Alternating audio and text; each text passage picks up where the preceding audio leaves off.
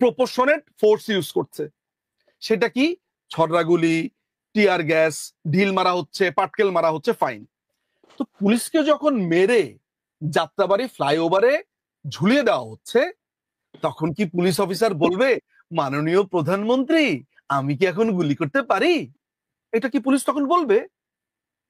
Police তখন গুলি করবে, এটা আইনে আছে। তাহলে আইন চেঞ্জ করেন। এখন আপনারা কি বিবিসির সামনে বিষয়গুলি তুলে ধরবেন? 153 আইনে আছে পুলিশকে গুলি করার অধিকার আছে পুলিশের। 3000 পুলিশকে মেরে ফেলা হয়েছে, আর ওরা বলছে ওদের 840 জনকে মেরেছে।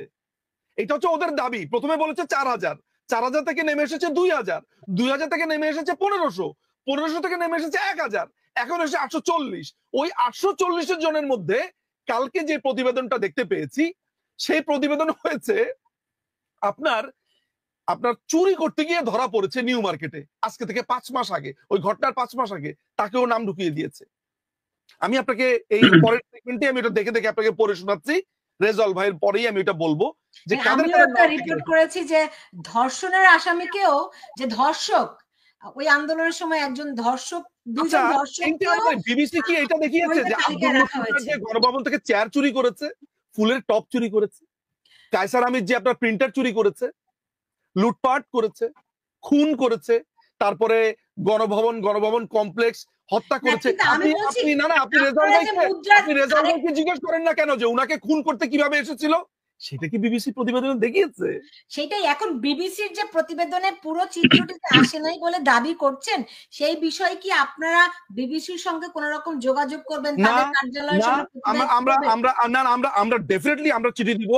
আমাদের যে লিগ্যাল টিম আছে সেই আমরা চিঠি দিব, জানতে চাবো, এবং আমরা আমাদের কাজগুলা করব। এবং আগামী 1 থেকে 2 মাসের ভেতরেই আপনি দেখবেন, ইনফ্যাক্ট এইটা রিপারকেশন হিসেবেই আমরা অতি দ্রুত আমরা পাল্টা ভিডিও বানাবো।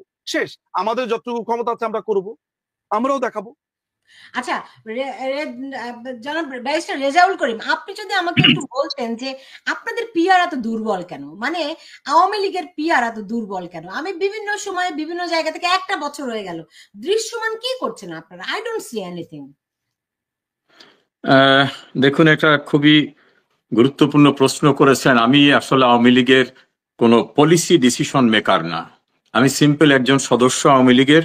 সেই জায়গার থেকে, আমার জায়গা থেকে আমি করছি এই বিষয়টা আমাদের নীতি নির্ধারণী ব্যক্তিরা বলতে পারবে। তবে নিঝুম মজুমদার যে প্রসঙ্গটা বলছে, আমার সামনে একটা আইন আছে, আমি আইনটা একটু আপনাকে বলতে চাই। সেখানে দণ্ডবিধির 96 ধারা, এই 96 ধারায় বলা হয়েছে ব্যক্তিগত আত্মরক্ষায় কৃত বিষয়সমূহ,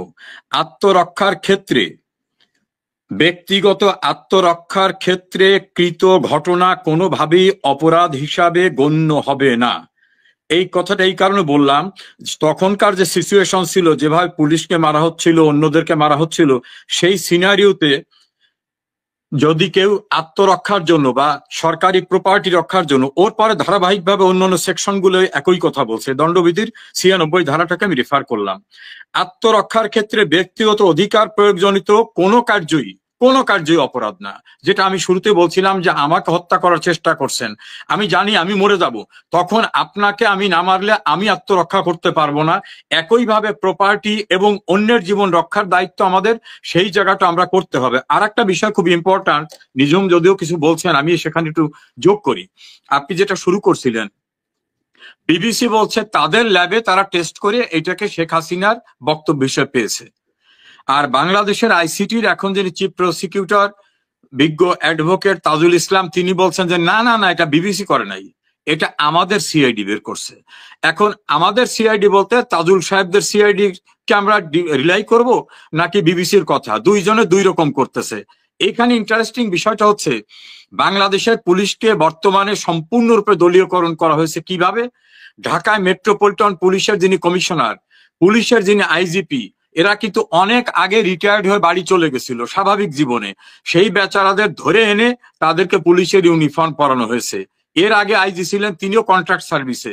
এখন তিনি বহু আগে বাড়িতে চলে গেছেন, তাদের আনা হয়েছে। তাহলে বাংলাদেশে এত পুলিশ অফিসার, এত পুলিশ, তাদের উপর আস্থা নাই, ওনাদের বাড়িতে চলে যাওয়া লোকদের এনে বসিয়ে তাদের দিয়ে দায়িত্ব পালন করা হচ্ছে। এবং সিআইডি যদি এইটাকে রিপোর্ট করে থাকে, সিআইডির দায়িত্বপ্রাপ্ত যারা আছে এর ভিতর অনেকেই রিটায়ার্ড হয়ে বাড়িতে যে অন্য মতাবলম্বী তাদেরকে এনে বসিয়ে এই রিপোর্টটা করিয়েছেন। এবং সিআইডির সক্ষমতা কতটুকু আছে সেটা কিন্তু আমরা ভালো করে জানি।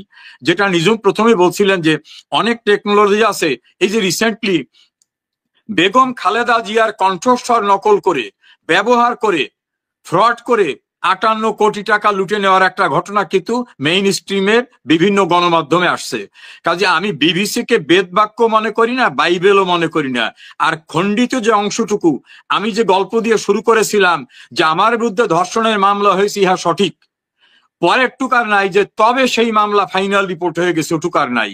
কাজে বিবিসির এই সাংবাদিকতার জায়গায় যদি এটুকু থাকতো যে এই ঘটনাকালীন সময় পুলিশকে হত্যা করা হয়েছে, তাদের টাঙিয়ে রাখা হয়েছে, জেল ভেঙে এত লোক বেরিয়ে গেছে, হিজবুত তাহরীর সদস্যরা স্বীকারোক্তি করেছিল,